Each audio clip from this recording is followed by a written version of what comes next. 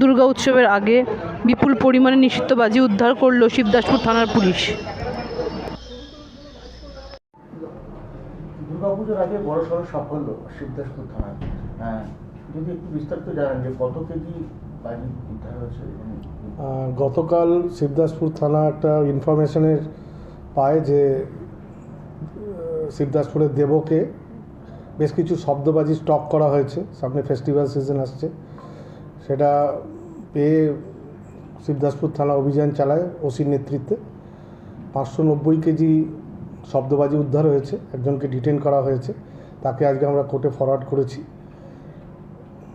এইটুকুই আপাতত।